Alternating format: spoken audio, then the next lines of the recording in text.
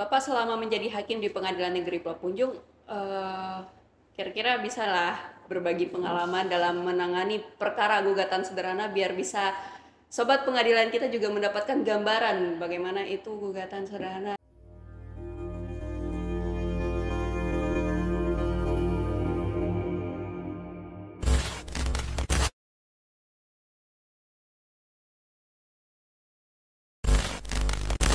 Assalamualaikum warahmatullahi wabarakatuh. Halo sobat pengadilan semuanya. Selamat datang di podcast Justice Diary Pengadilan Negeri Pulau Punjung.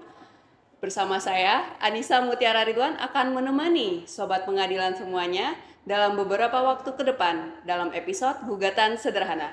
Mungkin di luar sana masih banyak masyarakat yang kurang paham apa itu gugatan sederhana dan apa perbedaannya dengan gugatan biasa. Nah, di samping saya sudah bersama dengan narasumber kita yaitu Bapak Dedi Agung Prasetyo SH.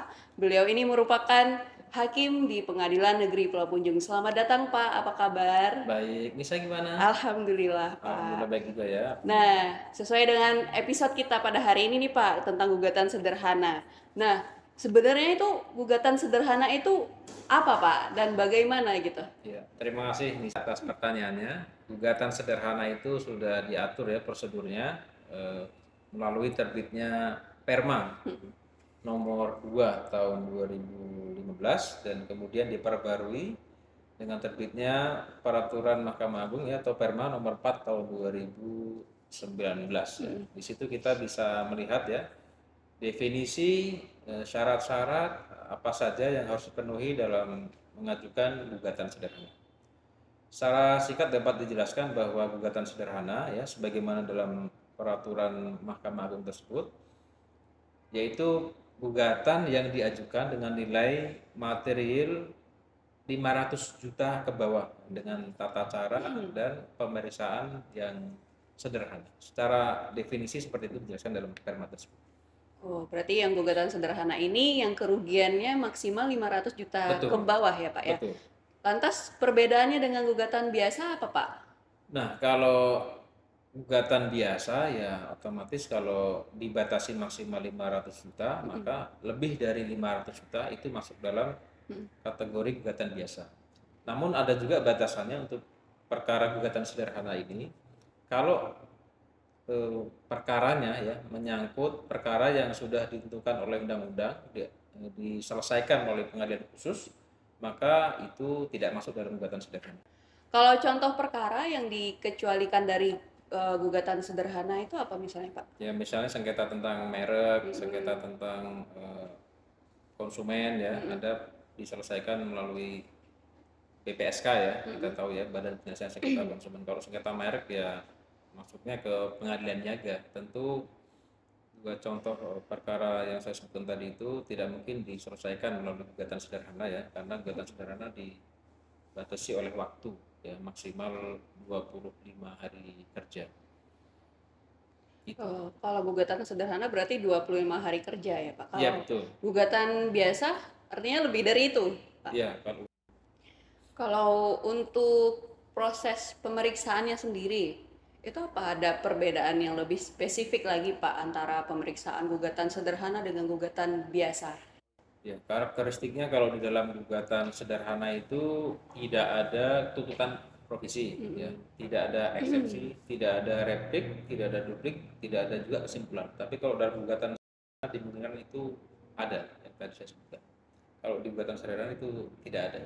Ya itulah yang membedakan antara gugatan sederhana dengan gugatan biasa. Karena kalau ada replik, ada eksepsi, ada duplik, ya sampai kesimpulan itu makan waktu yang pastinya lebih lama. Makanya tadi proses penyelesaian gugatan sederhana itu 25 hari ya Pak, lebih cepat. Karena nggak ada tahapan lainnya gitu. Betul. Ya.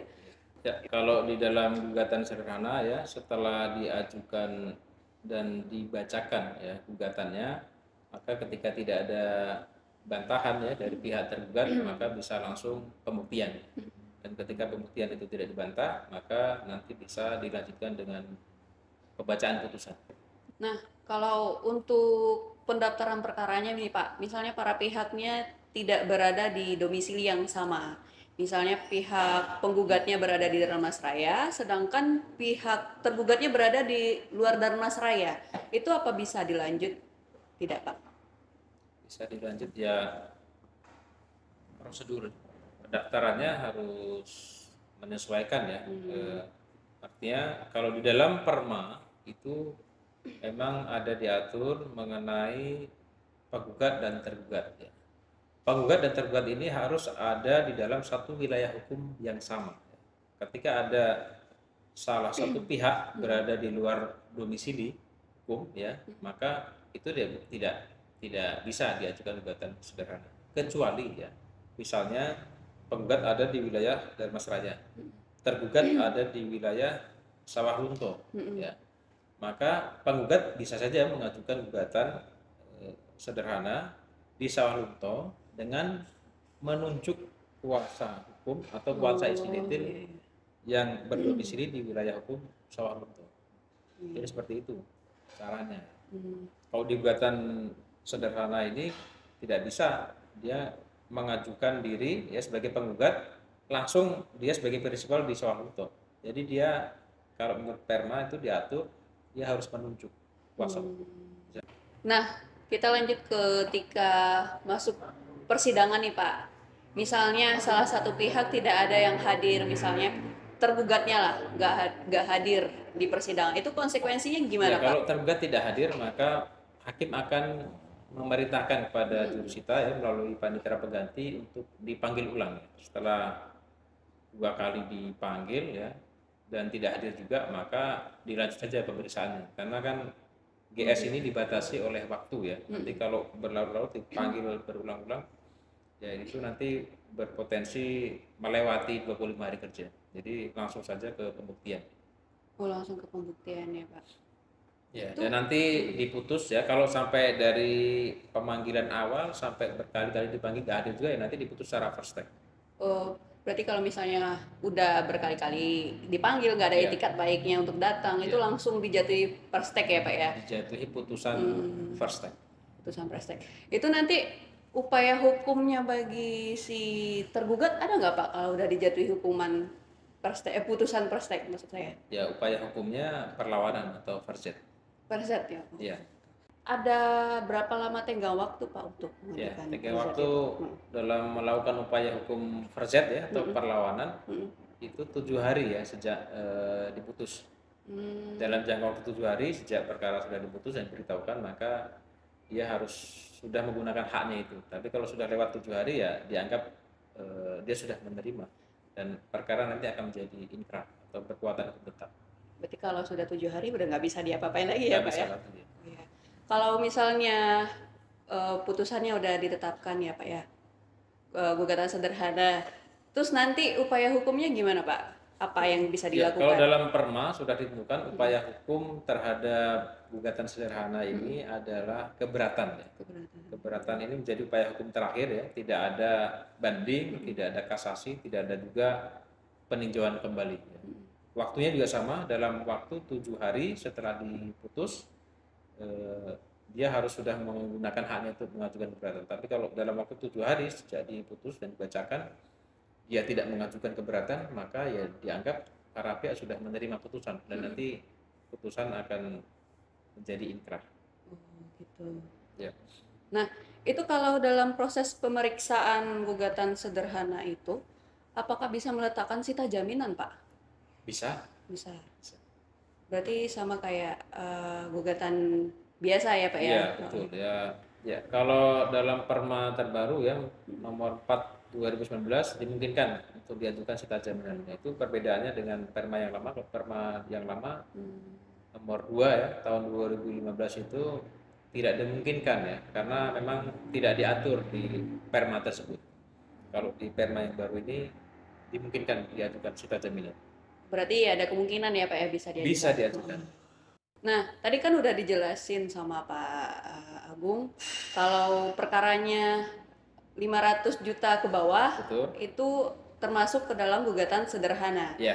Nah, pertanyaannya, apakah wajib diperiksa secara gugatan sederhana, Pak? Ya, ya kalau kita merujuk kepada batasan ya yang ada di dalam perma tentang gugatan sederhana ini, ya sebaiknya memang penggugat yang ingin mendaftarkan gugatannya ya yang masuk dalam kategori 500 juta ke bawah diajukan melalui gugatan sederhana. Tapi kalau misalnya ternyata dia sudah terlanjur mendaftarkan ya gugatan tersebut dalam gugatan biasa, ya majelis hakim tetap akan memeriksa gugatan tersebut dalam gugatan biasa. Berarti tetap lanjut aja gitu ya, Pak? Ya dilanjutkan saja karena sudah terlanjur didaftarkan kan. Karena memang tidak ada larangan ya untuk itu. Gitu. Jadi maka masyarakat disarankan untuk mengajukan gugatannya melalui gugatan sederhana karena prosesnya lebih ringkas ya, lebih cepat dan pastinya biayanya lebih murah. Nah, untuk gugatan sederhana ini itu proses pendaftarannya itu prosedurnya bagaimana Pak di Pengadilan Negeri Pulau Punjung? Ya, kalau berdasarkan ketentuan yang diatur dalam Perma nomor 1 tahun 2019 dan kemudian dirubah dalam Perma 7 2022, semua perkara perdata ya didorong ya oleh Mahkamah Agung supaya didaftarkan melalui e-court ya atau pendaftaran secara elektronik ya. Dan tidak hanya pendaftaran secara elektronik, tapi nanti persidangannya pun juga dilaksanakan secara elektronik. Kenapa Mahkamah Agung mendorong demikian? Karena perkara yang didaftarkan secara elektronik ini atau secara e-court itu bisa memangkas waktu, memangkas biaya juga. Nah, terakhir nih Pak, Bapak selama menjadi hakim di Pengadilan Negeri Pulau Punjung, kira-kira bisalah berbagi pengalaman dalam menangani perkara gugatan sederhana biar bisa sobat pengadilan kita juga mendapatkan gambaran bagaimana itu gugatan sederhana dalam prosedurnya, pemeriksaannya. Pengalaman Bapak lah intinya gitu. Ya. Silakan Pak. Kalau pengalaman ya ada beberapa penggugat ya dalam gugatan sederhana itu memasukkan petitum gugatannya ya. Petitum itu hal-hal yang dimohonkan atau yang dituntut dalam gugatan itu menurut penilaian saya ya sebagai hakim itu agak sulit untuk dikabulkan ya. Ya sulit lah dikabulkan. Kenapa? Misalnya dia menuntut supaya harta itu disita seluruhnya, harta milik tergugat itu disita seluruhnya ya untuk pemenuhan beban prestasi ya yang dilakukan oleh tergugat. Tentu saja kita ya sebagai ya hakim ya, saya sebagai hakim tidak bisa serta-merta mengabulkan begitu saja. Sementara harta yang disita itu apa saja juga tidak disebutkan ya. Termasuk juga harta itu juga tidak dijaminkan ya. Bagaimana mungkin hakim akan mengabulkan harta yang tidak menjadi jaminan ya, bukan menjadi objek baik jaminan ya. Padahal sudah jelas di situ objek yang dijaminkan misalnya sertifikat ya. Ya, harusnya sertifikat itu saja yang dijadikan objek untuk dieksekusi. Tidak kemudian seluruh harta yang dimiliki oleh tergugat dieksekusi untuk pemenuhan utang-utangnya. Jadi saya kira itu menjadi bahan evaluasi ya bagi para penggugat ya atau calon penggugat yang ingin mendaftarkan gugatannya sebaiknya cermat dalam menyusun posita atau petitum dalam gugatannya. Oke, baik. Baik sobat pengadilan, tidak terasa kita sudah sampai di ujung waktu acara podcast Justice di RI Pengadilan Negeri Pulau Punjung. Sekali lagi terima kasih banyak Pak Dedi Agung sudah membahas secara tuntas mengenai gugatan sederhana. Yang pada intinya gugatan sederhana ini tujuannya untuk memudahkan masyarakat pencari keadilan dalam mengurus perkaranya, karena gugatan sederhana ini keuntungannya ialah waktunya lebih cepat, biayanya lebih ringkas, dan pengurusannya juga tidak ribet. Tetap nantikan episode berikutnya yang tak kalah menarik lainnya, pembahasan seputar hukum di Justice di RI Pengadilan Negeri Pulau Punjung. Assalamualaikum warahmatullahi wabarakatuh. Salam keadilan.